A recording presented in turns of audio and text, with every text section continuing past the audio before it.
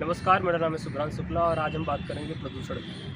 हम हैं दिल्ली एनसीआर में और यहाँ का प्रदूषण जो विश्व में सबसे पोल्यूटेड जो सिटी है उनमें से एक दिल्ली भी आता है।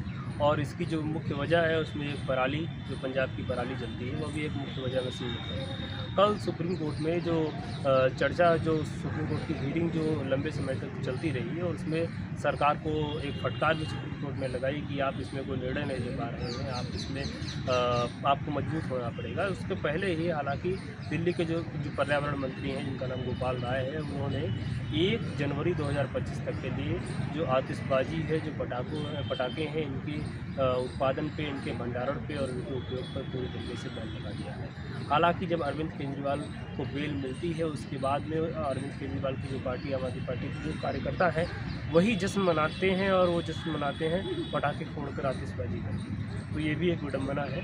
और दूसरी अगर देखें कि जो पोल्यूशन है इसके पीछे का कारण क्या है, तो सबसे बड़ा कारण जो उभर के आता है वो आता है पराली का। पंजाब में पराली का जलना। पंजाब में जो पराली जलती है वो दिल्ली के पोल्यूशन की 40% सहभागी है, 40% वो हिस्सेदार है। 40% पोल्यूशन पराली की वजह से होता है। और पराली क्योंकि जो पंजाब में भी आम आदमी पार्टी की सरकार है, वहाँ पर कहीं ना कहीं आम आदमी पार्टी इतनी सख्त नहीं दिख रही है। उसके जो कठिन उसको निर्णय लेने चाहिए उसको लेती ही नहीं दिख रही है। और दिल्ली में जो 1 अक्टूबर से लेकर 30 नवंबर तक की जो हवाएं रुक जाती हैं, इस वजह से दिल्ली में जो प्रदूषण का जो धुआं है, और इस वजह से यहाँ जो देखते हैं कि दिखता नहीं है, दिखना बंद हो जाते हैं, आंखों से आंसू आने लगते हैं, ऐसी स्थिति उत्पन्न हो जाती है जिससे जो लोगों के फेफड़े खराब हो जाते हैं, उनकी उम्र कम हो रही है। और भी बहुत सारे कारण हैं, जो फैक्ट्रियाँ, जो औद्योगिकरण का जो बढ़ना दिल्ली के आसपास के क्षेत्रों में, ये भी पोल्यूशन का महत्वपूर्ण कारण है। इसके साथ साथ जो प्राइवेट व्हीकल्स का लगातार बढ़ना भी एक महत्वपूर्ण कारण है। तो आज हम जानेंगे जो दिल्ली में लोग रह रहे हैं, जो इस समस्या को फेस कर रहे हैं, हर साल जाड़े में उनको इस समस्या का कुछ ज़्यादा ही उससे दो चार होना पड़ता है, उससे जूझना पड़ता है।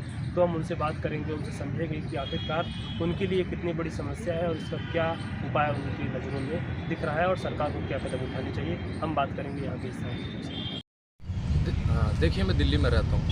अभी अक्टूबर, नवंबर, दिसंबर में सर्दी का मौसम शुरू होगा, तो यहाँ पर धुएं की कालीमा छा जाएगी और बरेली, हरियाणा वगैरह और जहाँ भी किसानी होती है वहाँ पराली जलाई जाती है। या फिर दिवाली का मौसम होता है, दिवाली का सीज़न आता है, तो यहाँ पे धुएं का लेवल बढ़ जाता है और यहाँ दिल्ली वासियों के लिए ऑक्सीजन की मात्रा कम हो जाती है और सांस लेने में तकलीफ़ होती है, घर से निकलना मुश्किल हो जाता है। साफ़ वातावरण, स्वच्छ मौसम देखने के लिए लोग तरसते हैं। तो लोगों का प्रयास रहना चाहिए कि पराली न जलाएं, उसकी जगह उसकी जो ठुंड है ऊपर से काटें, और लोगों का प्रयास रहे कि व्हीकल कम लेकर चलें, धुआं कम हो।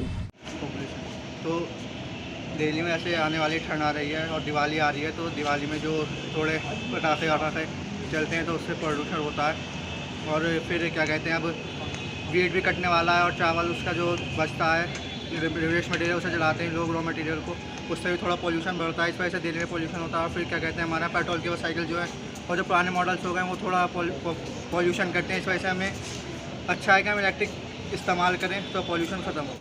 तो आपने सुना दिल्ली के लोगों को, जो चाहते हैं कि इससे निजात पाएँ और जल्दी से जल्दी सरकार इस पर कुछ कदम उठाए, चाहे वो कठिन कदम हो, चाहे वो मुश्किल कदम हो। लेकिन जो स्वास्थ्य है, जो हमारी एक महत्वपूर्ण भूमिका निभाता है हमारे बाकी चीज़ों में, हमारे वर्क में, हमारी सारी चीज़ों में स्वास्थ्य का एक अहम रोल है, उसमें ज़्यादा दिक्कत ना आ पाए और जो है हम लोग स्वस्थ रहें। इसलिए दिल्ली का प्रदूषित ना होना, और दिल्ली अपने देश की राजधानी है, इसका स्वच्छ होना, इसका प्रदूषण से मुक्त होना बहुत ज़रूरी है। और यहाँ के लोग जो विचार रखते हैं, जो इसमें सोचते हैं इसके बारे में, वो आपने सुना।